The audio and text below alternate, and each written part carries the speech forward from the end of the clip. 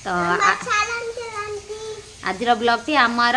तानभी सानभी रु स्टार्ट हम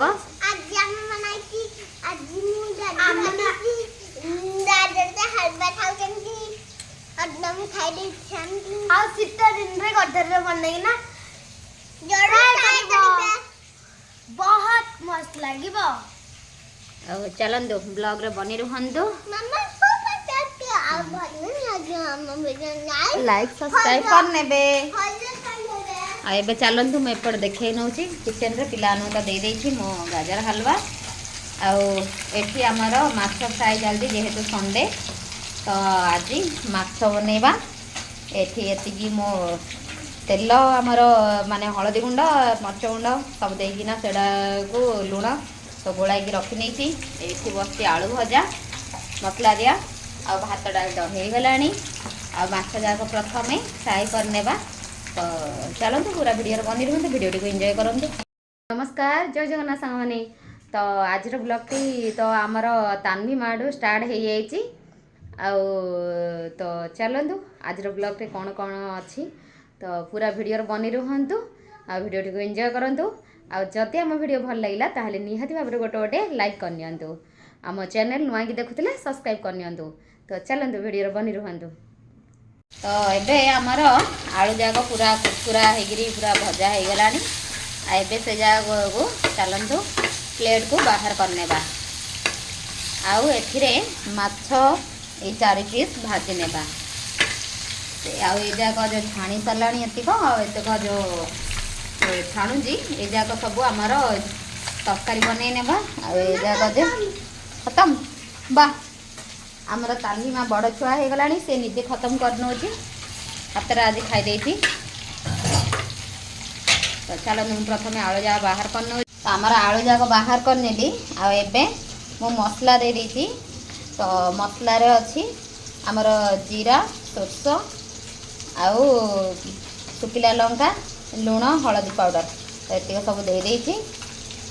रसुण तो ये सब देकर मसला आमर गोटे प्रस्तुत करटा को एबे भजा बनैबा माछ भजा तो आपण माने अदा रसुण देकर बनाती ना सोर्स दिया बनाती माछ भजाटा कहे निश्चय भाव में तो आमर तावा पूरा गरम हो गला से आमर माछ देदेबा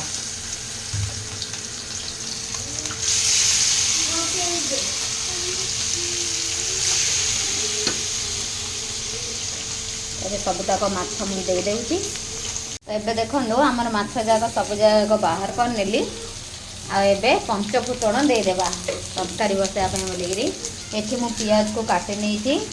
2टा पियाज को तो एबे मु पियाज देदेली जेहेतु आम सोर्स दिया बनैबा तो तेणुक मु पंचफुटण देली तो पियाजटा को टे भाजी होगापी छाड़ने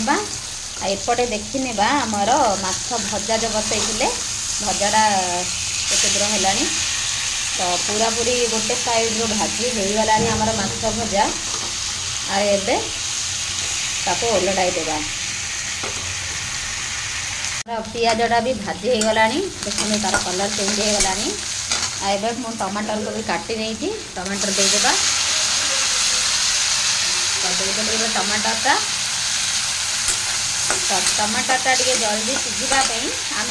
तो मुझे लुण स्वाद अनुसार दे दूँगी आ टमाटरटा जल्दी आमर सफ्ट हो तो देदेली लुण आगे भल भाव में मिक्स करने लुणटा को टमाटर सहित एबे कुछ समय छाड़ने सीझापी हलदी पाउडर भी से देदेला आबे मसलाटा को देदेबा टमाटर अल्प टे सीझी आसला आउ जतक अच्छी आमर मसला सहित पूरा सीझीज तो तेणुक मुझे मसलाटा को देदेली आ कि पानी भी से दे देती जहाँद्वारा कि आमर भल भाव में मसलाटा सीझीज तो आपको भी एबे किसी समय छाड़ने आमर माछ भजा देखूँ यहीटा बढ़िया भाव में सीझीगला 2 पट साइड रू बाहर करने प्लेट को आमती कर सब जाक टिके सेपट साइड रो हम तो आउ ए जाक टे मझी नहीं आपको टे सीझापी छाड़ने तो मसला तो आमर एबे परफेक्ट सीझीगला आउ एबे सेथिरे आमे पानी ऐड करनेबा तो आउ ग्लास पानी दे सांग माने मु गोटे ग्लास पानी देइथिली जेहेतु मते पानी टा कम नेगला तो मु आउ अध ग्लास टे पानी सेथिरे दे देली तो हमर एबे पांडा फुटिबा पई छाड़नेबा तो आमर एबे मसला देखंतु जो पानी देइथिली पूरा फुटिबा स्टार्ट कर देलानी आ एबे सेथिरे गोटी गोटी करिकी आमर सब जाक माछ देई देबा आउ तो माछ एबे सब देई देली माछ देकिना एबे आमे प्लेटा को बंद करिकी रखिनेबा फुटिबा पई छाड़नेबा तो एबे मझिरे आमे टिके प्लेट बाहर करिकी देखिबा आ एबे देखंतु पूरा आमर माछ तरकारी पूरा देसी स्टाइल रो बनिकी रेडी हो गलानी आ मोर पूरा वीडियो देखिथिबारु आपण मानक बहुत बहुत धन्यवाद जदि आपण मानक वीडियो भल लागिता ताहाले निश्चय भाबरे गोटे गोटे लाइक करने।